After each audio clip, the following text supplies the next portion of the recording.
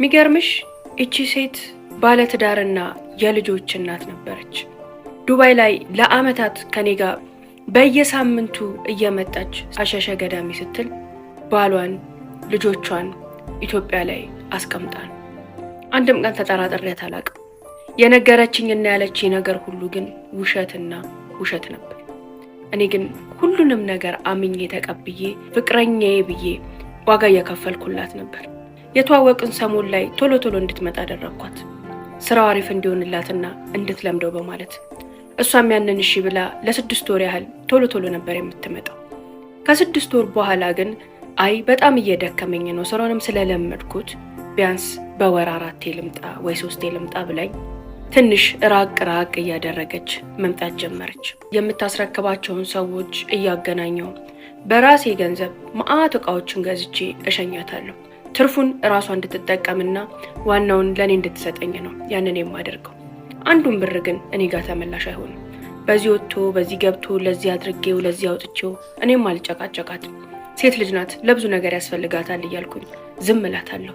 ከዛም አልፎ አንዳንዴ ዕቃ ይዛ ስትሄድ ተወረስኩኝ፣ ጠፋብኝ፣ እንዲሆንኩኝ፣ የሰው ዕቃ ጣልኩኝ እያለች ከስር የምትቀበለኝ ብር አትጠይቂኝ። የሆነ ሰዓት ላይ ብንንስል ባዶኝ ቀርቼ ነበር። በጥቂት አመታት ውስጥ ዱባይ ውስጥ ሆኜ ከዚህም ከዛም ብዬ በጉልበቴም በተለያዩ መንገዶች ያገኘሁት ብር እሷን ካወቅኩኝ አመት ባልሞላ ጊዜ ውስጥ ግን ዜሮ ገብቼ ባዶኝ ቀረሁ። በጣም ግራ ገብቶኝ ነበር። ምን እየተፈጠረ ነው ህይወቴ ውስጥ? ምን እየተከናወነ ነው ብዬ ወደ ኋላ ብመለስ ለካ እሷ መታ ከሷ ጋር ሳሳልፍ የማወጣው ወጪ አልነበረም። ከአቅሜ በላይ ቅንጡ ሆቴሎች ወስዳታለሁ። አስቢው፣ ዱባይ ውስጥ ያላሳየኋት ያልገባችበት ያልነካችው ጥግ የለም። እሷ እዛ ከመጣች መዝናናት ነው፣ መጨፈር ነው፣ መጠጣት ነው። እማንሆነው እማንገባበት እማንነካው ጫፍ የለም። ያ ሁሉ የሚሆነው በኔ ገንዘብ ነው። ከዛም አልፎ ስትመለስ ሻንጧን ለመሙላት በገንዘብ ዕቃ ገዛላታለሁ። ይህን ሁሉ በማረግበት ሁኔታ ውስጥ ድፍን ጭፍን ብዬ ነበር። በቃ እውር የሚያረግ ልብንም አይምሮንም የደፈነ ፍቅር ነበር ያዘኝ ነው ምልሽ። የሚያቁኝ ዙሪያዬ ላይ ያሉ ወንዶችም ሴቶቹም ምን ነካህ እስኪሉኝ ድረስ ምንድነው ያስነካች? እቺ ወይ አታምር ወይ አታፍር ወይ ስነ ስርዓት የላት ወይ መልክ የላት፣ በምን ቀን ነው አንተን የመሰልክ ልጅ ከዚህ ሴት ጋር የገጠምከው እያሉ ሁሉም ቢያብጠለጥሉኝ ሊያሳዩኝ ሊነግሩኝ፣ እስኪ ተጠንቀቃት እቺ ሴት በጣም ቀልቃላ ናት፣ ምኗም ደስ አይልም፣ ምን እያረክ ነው እያሉ ያልመከረኝ ያልገሰጸኝ ተው ያላለኝ አልነበረም። እኔ ግን መስሚያ አልነበረኝም። በቃ ድፍን ብዬ ነበር፣ ሀውለት ክንፍ ብዬ ነበር። የእነሱም ምክርና ማስጠንቀቂያ እንደ ቅናትና እንዳጉል ምቀኝነት ነበር ማየው። ከሷ ጋር ከተዋወቅኩኝ በኋላ ሴቶቼንም አብዛኞቹን ሸሽቻቸው ነበር። በቃ አሁን ፍቅረኛ አለኝ፣ የምወዳት ላገባት የምፈልጋት ሴት አለች። ስለዚህ ከሌላ ሴት ጋር ማውራት በራሱ ኃጢያት ነው ብዬ አስቤ ቀስ በቀስ እነዛን ሴቶች እየሸሸው ስልኬን እያጠፋው እየራኩኝ መጥቼ ነበር። ያም በመሆኑ ስራዬ በጣም ተቀዛቀዘብኝ። ምክንያቱም እነዛ ሴቶች ከፍቅረኝነት ውጪ ገንዘባቸውን በቅናሽ ብር እየሰጡ ሐዋላ እንድምሰራው በእነሱ ገንዘብ ነበር። አመት ላይ ግን ኢኮኖሚ በጣም አዘቅዝቆ ባዶነት ደረጃ ላይ በመድረሴ ወደዛ ቦታ የመመለስ ግዴታ ውስጥ ገባሁ። ብሎክ ያረኳቸውን እህቶች ሁሉ ከብሎክ እያወጣሁኝ የዘጋኋቸውን ሁሉ እየደወልኩ እያናገርኩኝ ወደ መጀመሪያው ስራዬ ተመልሼ ገንዘብ መሰብሰብ ጀመርኩኝ። ያም ሆኖ ግን እንደ ድሮ የሚጠራቀም የሚታይ የሚቀመጥ ምንም ነገር አልነበረኝም። እሰራለሁ፣ ለሷ ነው፣ ከሷ ጋር ነው ማጠፋው። ከሆዴ ካልጋዬ ከኑሮዬ እሷን ከማዝናናትና ለሷ የሚያስፈልጋትን ነገር ከማድረግ አያልፍም ነበር። እንደዚሁ እየኖርን ግን የፈረንሳይ ድል በሆነ አጋጣሚ በአንዲት ሴት ምክንያት አገኘው። ቀለል አድርጌ ነበረ ፕሮሰሱንና ሂደቱን የጀመርኩት። ሳላስበው ግን ተሳካልኝ። ዱባይ ላይ ጠርቻት መታ ሽኝት አደረገችልኝ። ለወደፊት ህይወታችን ብዙ ነገር ፕላን አደረግን። ፈረንሳይ ከገባው በኋላ እሷን እንደማመጣት ከዛም እዛ እንደምንጋባ ህይወታችንን እዛ እንደምንመሰርት ተነጋግረን ተላቅሰን ሸኘች። ሁለት ወደ ፈረንሳይ ሲሄድ እጄ ላይ ቤሳ ቤስቲናል ነበር። እሷን ካወቅኩኝ በኋላ እረዳቸው አግዛቸው የነበሩ እናትና ወንድሞቼን እስከ መርሳት ደረጃ ደርሼ ደውለው ለምነው ቸገረን ብለውኝ የምልክበት ጊዜ ነበር። ድሮ ግን እኔ ነበርኩ ማስተዳድራቸው፣ ማስተምራቸው፣ ለችግራቸው የምደርስላቸው።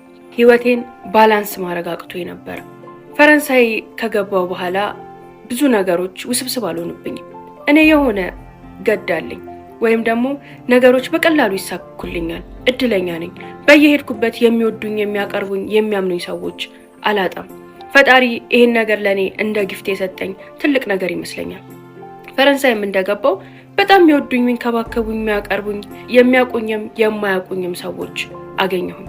እድሉን ካመቻቸችልኝ ሴት ጀምሮ ማለት ነው። ስራ ለመጀመር አልተቸገርኩም። ቋንቋዬ በጣም አሪፍ ነበር። ስራ ያዝኩኝ፣ ሳንቲም መሰብሰብ ጀመርኩኝ። ያኔ ትንሽ ወደ ራሴ ተመለስኩኝ መሰለኝ። ቤተሰቤ መርዳት፣ ማገዝ እንደ ድሮ መሆን ስጀምር እናቴ ጋር እየደወልኩ እባክሽ ምንም መረጋጋትና ምቾት እየተሰማኝ አይደለም፣ የገባውበት ህይወት አለ። ያ ህይወት ላይ ከገባው በኋላ ሁሉ ነገሬ መቅኗቷል፣ ጸሎት አድርጊልኝ እያልኩኝ በእናቴ ጸሎት ደግሞ መታገዝ ጀመርኩኝ። ማለት እዛም ከሄድኩኝ በኋላ አልተውኳትም። በየወሩ የምትፈልገውን የምትጠይቀኝን ሁሉ እልክላታለሁ። ወረቀትም ለማግኘት እድለኛ ነኝ። ብዙ ጊዜ አልፈጀብኝም፣ በፍጥነት አገኘሁኝ። ወረቀቴን እንዳገኘው እሷን ወደ ፈረንሳይ ለማምጣት ፕሮሰስ ጀመርኩኝ። ምንም ስቴብል ሳልሆን ነበረ ለእሷ ከፍተኛ ወጪዎችን እያወጣው ወደ ፈረንሳይ ለማምጣት ስጋጋጤ ነበር። የሚገርምሽ ነገር እሷም ከኔ በላይ እድለኛ ናት መሰለኝ። ፕሮሰሷ በአጭር ጊዜ ተሳክቶ ወደ ፈረንሳይ መጣች። ወንድሞቼ እህቶቼ እንዳስወጣቸው ገና ፈረንሳይ ገባሁ ካልኩኝ ቀን ጀምሮ ጥፍራቸው ላይ ቆመው በጉጉት ነበር የሚጠብቁኝ። እነሱን ሁሉ ኢግኖር አድርጌ ወደ ጎን አድርጌ ትንሽ ነገሮችን እንደተመቻቹልኝና ወረቀቴን እንዳገኘው የእሷን ፕሮሰስ ነበር የጀመርኩት። ያ ነገር በቤተሰቤ መሀል ከፍተኛ ቅራኔን ፈጠረ። ቦታ እንዳልሰጠኋቸው፣ እንደማልወዳቸውና ለነሱ ግድ እንደሌለኝ አሰቡ። ቢያስቡም ልክ ነበሩ። እናቴ ሳትቀር በዚህ በድህነት እየኖርን እህትህን እንኳን ሳትወስድ ምንድነው እንደዚህ የሚያጣድፍህ የሚያስቸኩልህ? ከቤተሰብህ አንድን ሰው እንኳን ሰው ሳታረግ የቤተሰብህን ህይወት ትንሽ እንኳን ፈቀቅ ሳታረግ ለምንድን ነው እንደዚህ ተሯሩጠክ የራስህን ህይወት ማደራጀትና ማመቻቸት የፈለግከው ብላ ቅር ተሰኘችብኝ። እናቴ እሷ ትምጣና ከእሷ ጋር አብረን ሆነን ደግሞ የወንድሞቼንና እህቶቼን ጉዳይ አስተካክላለሁኝ፣ ታግዘኛለች፣ ትረዳኛለች፣ አንቺ በጸሎትሽ ብቻ አግዢኝ ብዬ ለማሳመን ሞከርኩኝ። ባታምንበትም እናት ናትና ተቀበለችኝ። ወንድሞቼና እህቶቼ ግን በከፍተኛ ሁኔታ ቂም ይዘውብኝ ነበር። ሀውለት ያ ሁሉ ምንም ሳይመስለኝ እሷ ተሳክቶላት ወደ እኔ የመጣች ቀን የተደሰትኩት ደስታ ወደር የለውም።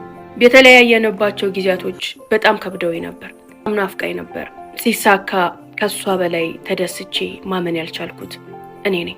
ሀውለት ፈረንሳይ መታ እኔን ለማግባት ሽርጉድ ስትል ስታስመስል ስትዘጋጅ እንኳን ባል ያላት ልጆች ያላት ይቅርና ወንድ ልጅ ከኔ በፊት አፍቅራም አይታም የምታውቅ አትመስልም ነበር።